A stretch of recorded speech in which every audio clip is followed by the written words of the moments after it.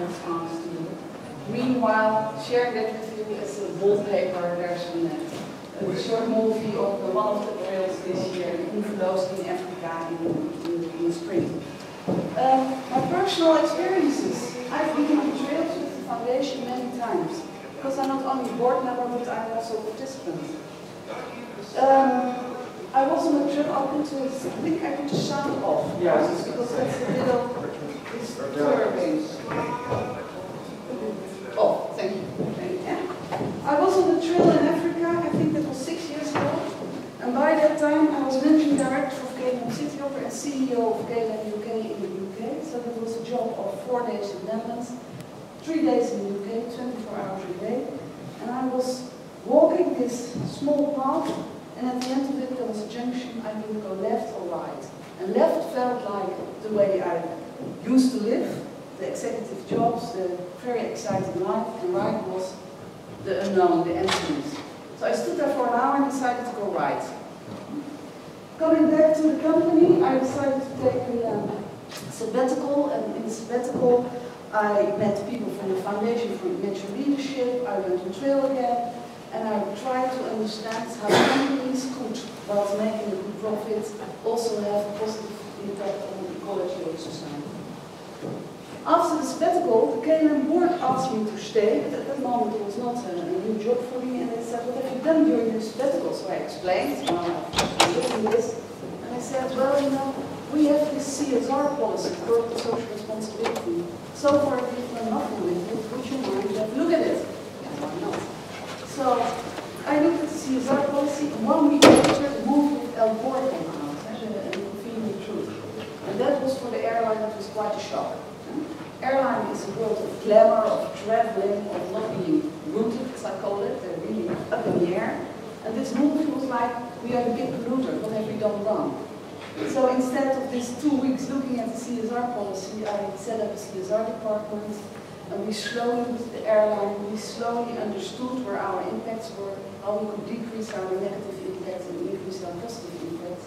And we embarked on this 3-year program of sustainability, and engaged the staff, all people enthusiastic for the environment, for nature, also for the people side.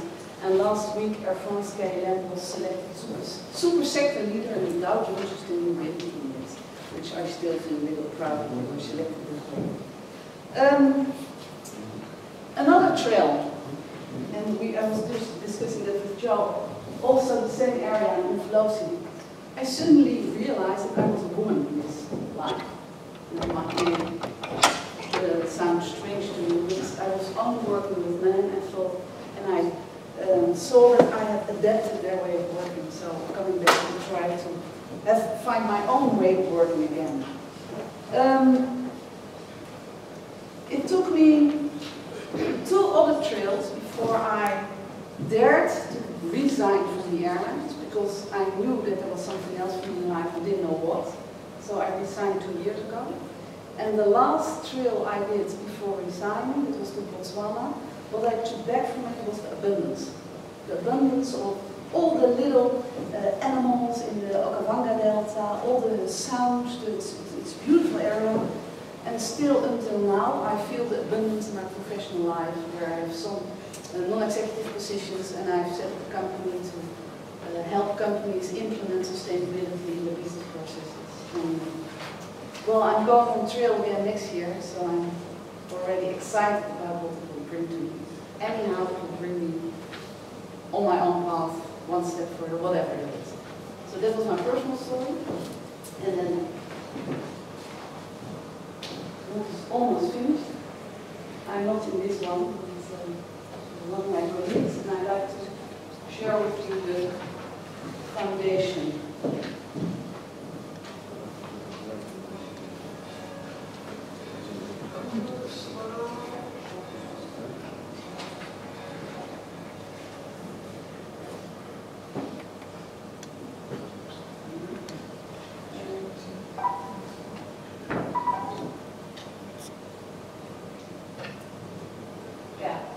Foundation of Natural Leadership. That's a foundation was founded in 2006, and the first trail was in 2003.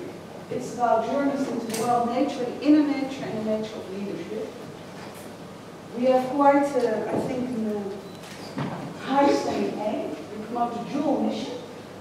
We support the development of the leadership, the 21st century leadership, and to raise consciousness about the connection between nature and humanity. That's, in fact, the overall umbrella we work under. Natural leadership, it's difficult to be very concrete. What kind of leadership is that? But what we think is the leadership needed to move into the next paradigm, that's how I call it in my language, in order to make sure that the leadership is in such a way that we integrate business, societal, and ecological terms. That's the way of leadership we're aiming for. And we try to unleash the human potential that's hidden in our organizations and ourselves. To be in fact the other way around. We start with ourselves, then in our organizations we will follow right. How do we do this? We do this through programs. And we have a program which consists of workshop, 4 to 7 days in the wilderness, coming back with one-to-one coaching session, and then the integration workshop in order to integrate everything that happens into the daily life. So the core of our program are trails. Sometimes we call it the trail, but in fact it's a longer program. The groups are 6 to 7 people and a facilitator. There are men and women groups. That's not by decision, it's just how it goes. Sometimes they're mixed too. We've now had more than 250 executives on trail, and we now this year we're building a community where they can reach each other, because if you come out of the wilderness and you're back in the hectic world of business, sometimes you feel quite alone. So by building a community, we hope to bring that further and to keep the people connected with what they've experienced in the nature.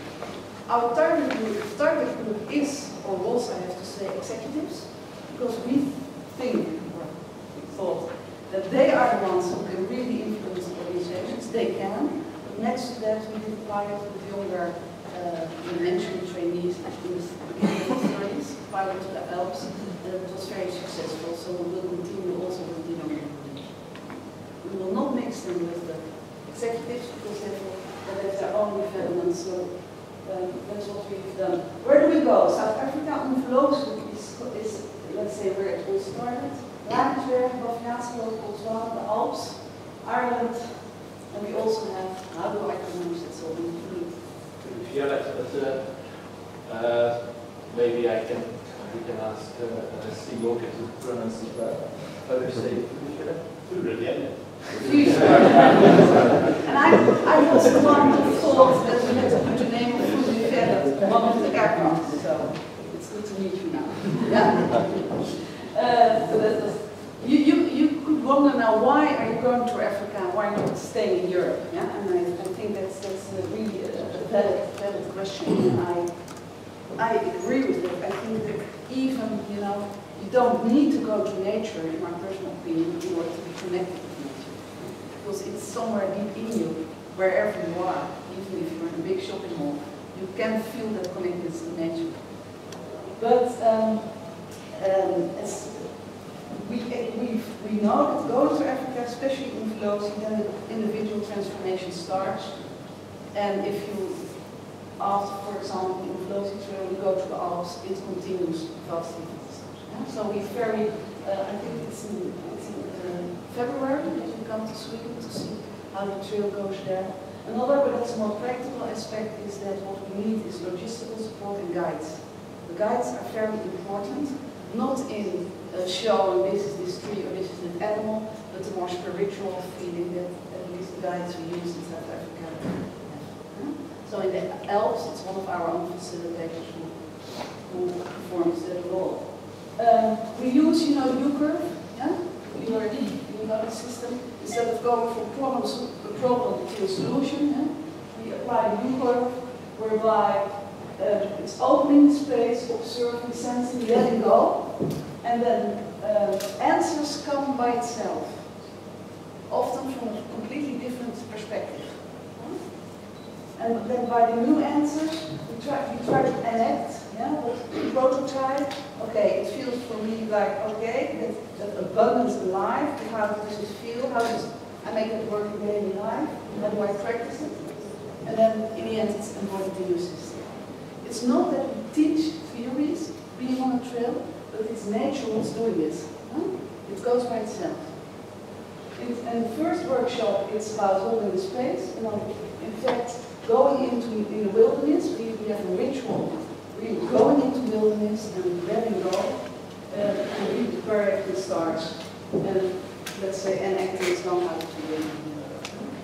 So we share this model in the first workshop when the participants are together. Normally they're looking at it, okay, yeah, we'll see. Afterwards, quite often they say we've experienced it. It's an important model we use. What do we do on trails? We, the evening before, around the campfire, we share our life story dialogues. And we ask the participants to talk from the heart and not the CVs. Not like, I was born this, my career, etc. No, just share your life story.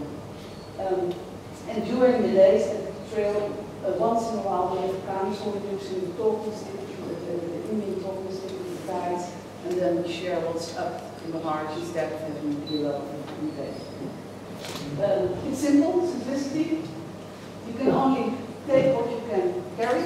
For ladies, that's sometimes quite difficult. But food is simple. We sleep under open sky, no tents, no perfumes, no nothing. Out of the comfort zone. It's also important to get out of the comfort zone in order to feel the deeper connection which is there. Being in Big Five country for a lot of participants, that's already out of the comfort zone. For other people, it's not having a mobile phone with you, no watch, that's already out of the comfort zone.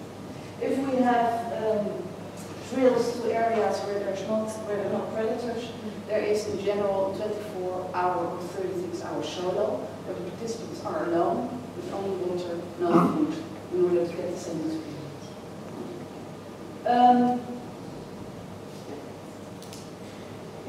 This differs per person. I feel very much in my comfort zone the moment I'm there, so perhaps I should go somewhere else to get out of the comfort zone.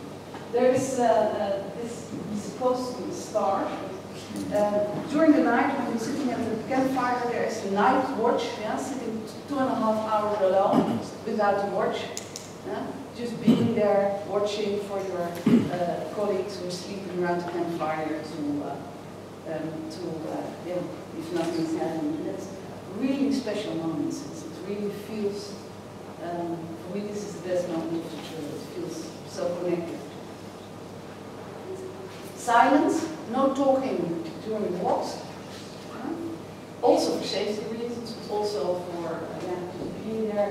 Moments alone during the day with a little notebook writing thoughts. No planning. That's quite difficult. Where do we go? We go where we go. When do we eat? We eat when we eat. Want to cross the river, but there's an elephant in it, so you can't cross the river. Yeah? It generally takes 3 days before the questions are gone about when or what or why. So then people are really into the, sink into something like timeless experience. Sensing. Yeah. That's, and you must have the same experience by being for a few days in the wilderness. It's like your senses are opening and you're sensing more. Also then coming home, I suddenly, after a trail, I recognized the tree in my front garden and think, what a beautiful tree. I've never noticed the tree, this tree as I notice it now. So sensing what we feel, what's there. This is a tree.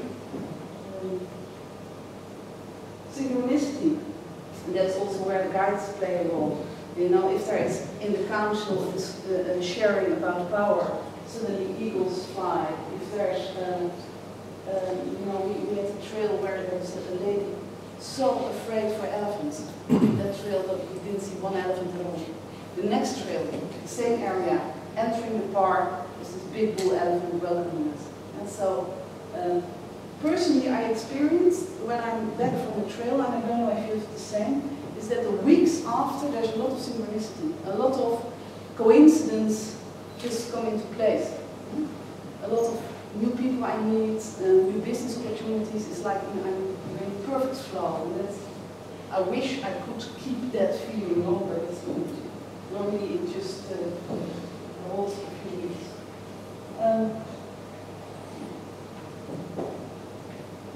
And then we're out of the drill. Yeah, so we're crystallizing. We're saying goodbye to wilderness with a ritual, and then we write down what are our intentions, what have we learned from this trail, private, personal, and professional life. Yeah? So we write it down in order to embody it in our system. And yesterday somebody asked me what's happening with the individuals after the trail. Well, it's personal transformation, although it's a group, it's a personal program. So it's different per individual. But by connecting, in fact, what wilderness is doing, it's connecting, in my view, the individuals more with their own soul, and thereby with their own path and destiny. It can only be the case that outcome is different individual. It gives you some examples. Some people find their mission in life. Others come home and they divorce, or quit the job. It can be quite experiencing holistic. People coming back, especially executives, to more people-oriented leadership, less ego, new careers, applying lessons from nature into business. I took a lady who is having a renovation and painting company. She's now really thinking what have I learned from nature and biodiversity, and how can I apply that in my renovation company. Beautiful. It's a small company, but she forced AXO, big painting company, it's a Dutch Swedish company, forced AXO to really push the development for better paints and more cradle-like paints into she forced AXO to do that, or integration sustainability. But as I said, it's different per individual. And some individuals, they come out and they have this long list of, I will change this, change that, change that. And if you meet them after a year, they're back as they were before the trail. Yeah? So it's not always a miracle, sometimes it's not working at all. The dream of, yes, when I came in yesterday, it was about, somebody said we need to have a dream. I like it. I don't like the word vision, I like the dream. Yeah? So the dream of the foundation is to support the paradigm shift from the industrial area, the logical area, separateness area of interdependence. That's in the end where we aim for. And the means are more number of participants. We like international expansion, so if somebody here likes to copy the concept, feel free. And we will do that also by building a stronger network. So that is mine.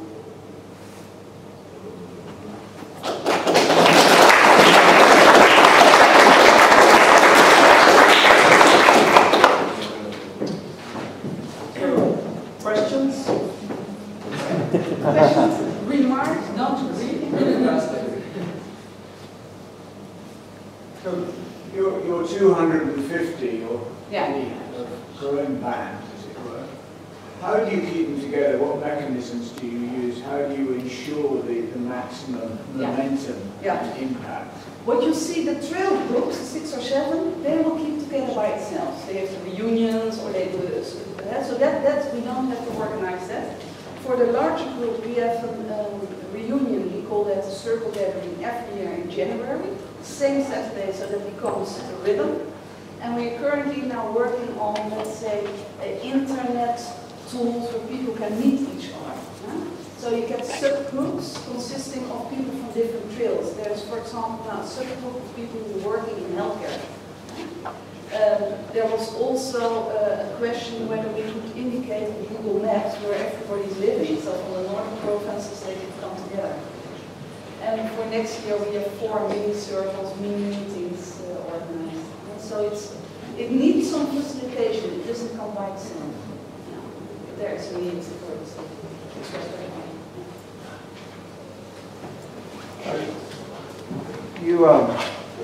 It seems like you help people understand or experience the magic or the special aspects of nature.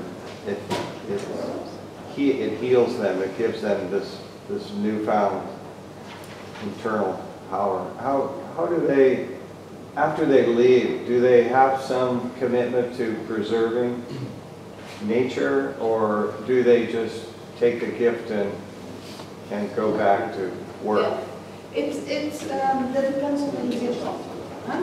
So sometimes it's more about personal transformation, and sometimes it's more about bringing sustainability in the work. What I see, I'm a facilitator as well. I go every other year for the groups I've done so far. After 1 or 2 years, they also like to bring something in their work life. Huh? We're currently doing some research that's done by university, so we have no data yet to what percentage it stays with individual transformation, or no transformation at all, or whether it really continues into also this. But do they come back and become a advocate for preserving wilderness? Do you have any experience with that, or do they just say, "Wow, that was a great trip"?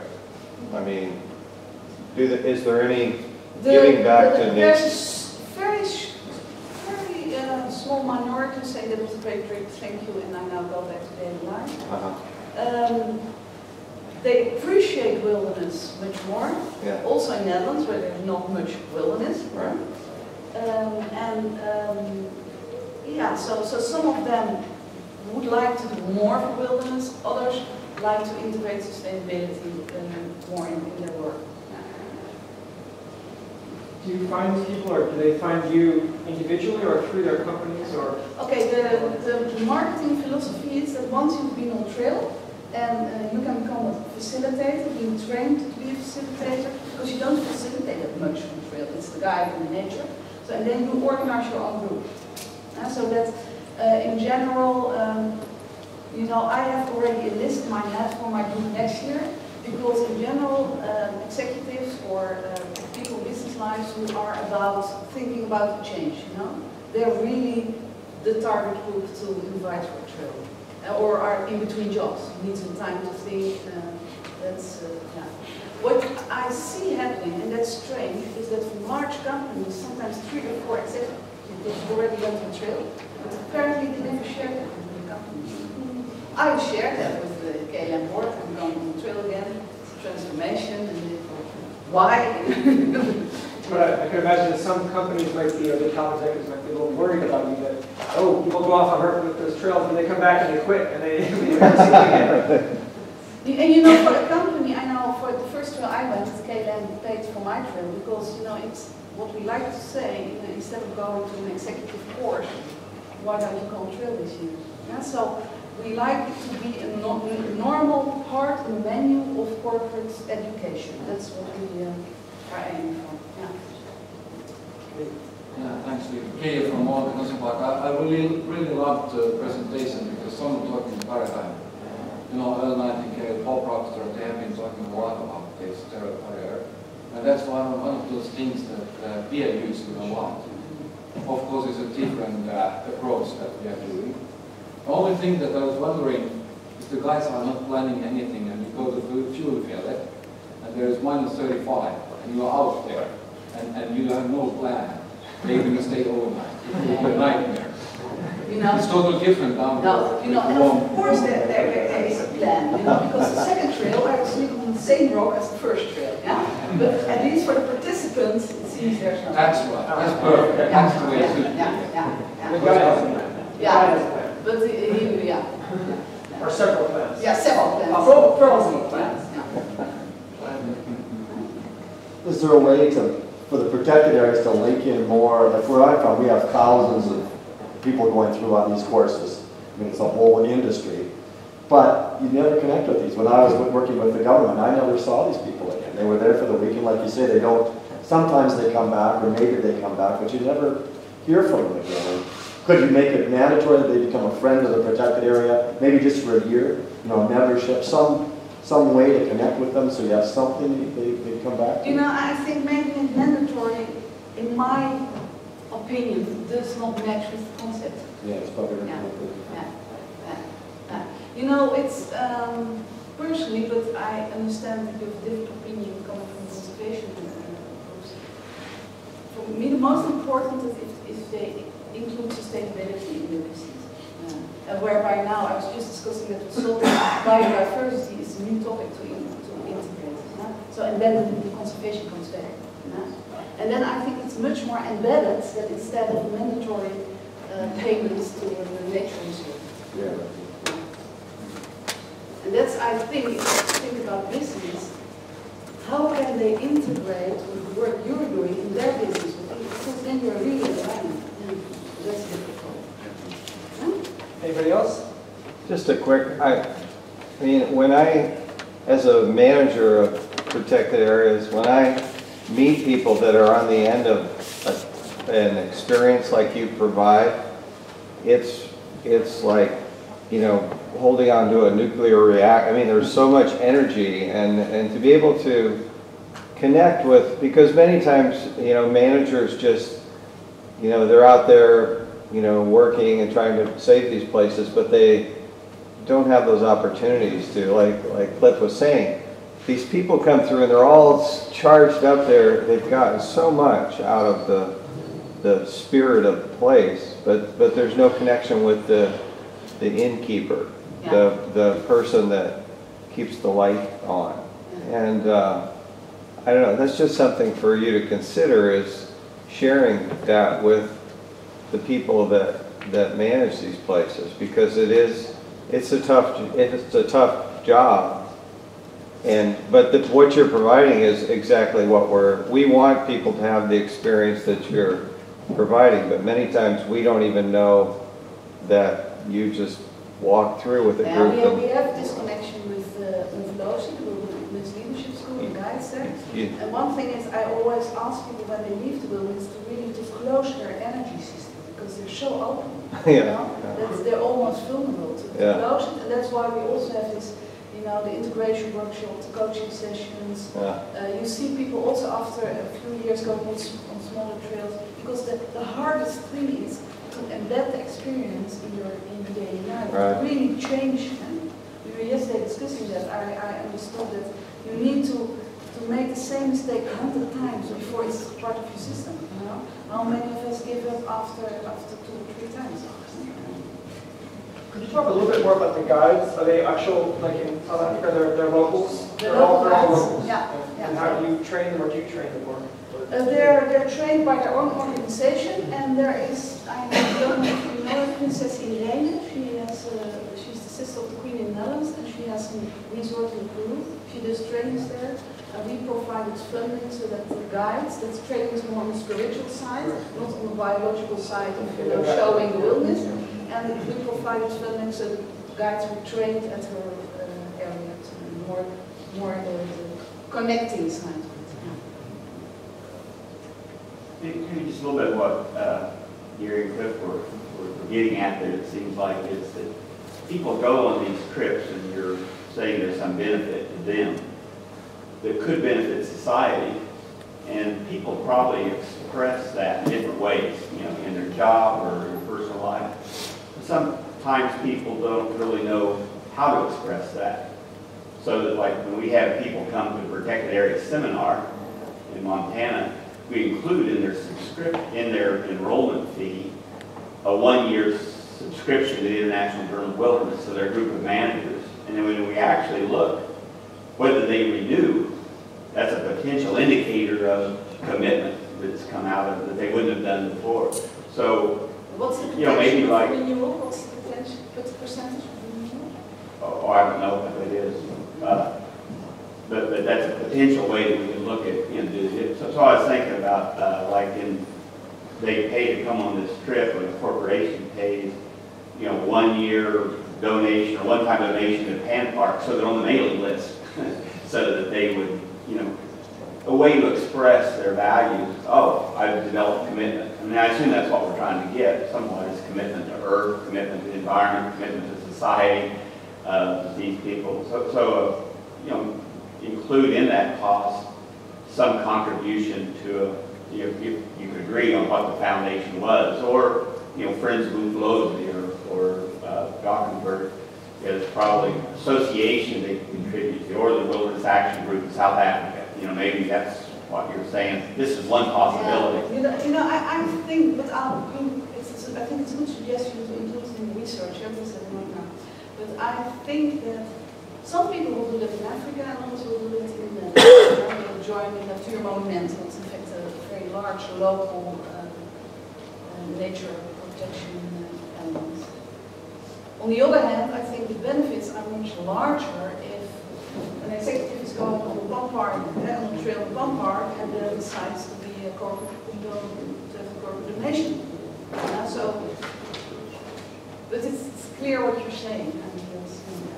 Can I just sort of make a comment on that? Of course, I suppose if you're working in the corporate world, that obviously is an option, but for a lot of the people that access these trails are coming from poor communities, low-wage families, but already in their taxes that they're paying, they're contributing to the wilderness because the government that donates money, donating taxpayers' money.